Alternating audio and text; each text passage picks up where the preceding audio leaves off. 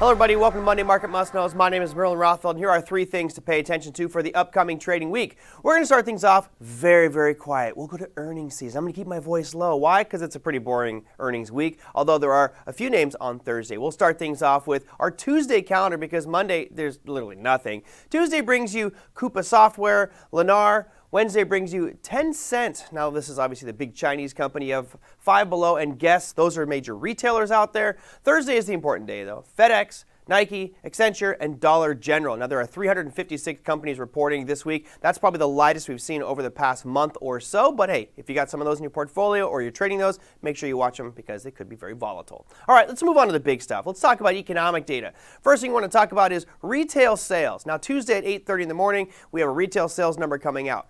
We talked about this last month when the numbers came out, and there was a big surprise there. Notice that big blue box that showed up right there. That's telling us that the expectations were eclipsed by a large margin. They're expecting a small increase in retail sales, and we blew it out to the tune of 5.3% increase. Now you'll notice that has shifted. We have a small decline, actually looking like they're expecting a contraction in retail sales. Now, who knows which way this is going to go? My assumption would be we'll probably come out a little bit to the positive side of this. We do have some stimulus going on, and that could actually start to spike retail sales numbers, although this is for the past month.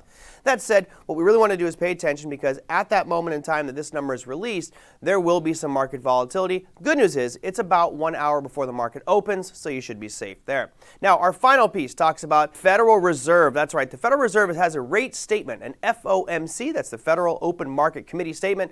That's at Wednesday at 2 p.m. Eastern Standard Time. Now, as you can see by this chart here, back in 2007, 8, and 9, we had a pretty sharp decline in rates. It was up over 5%. We went flatline from 2009 to 2015, and then we slowly started to raise rates from 2015 to 19. Followed by an abrupt sell-off, which is where we are today. You'll notice we've got that little flat line right around 25 basis points, or 0.25 on the right-hand side of your chart.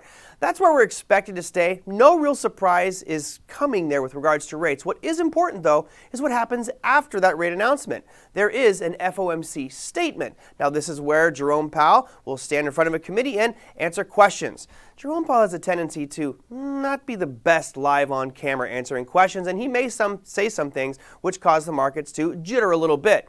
Now, what we do like about these press conferences, it gives us a sense as to what is the Fed thinking about the markets, the economy, stimulus. And of course, right now we know that those are 3 major drivers of this market to the upside. That's it for Monday Market Must Knows. We'll see you next week.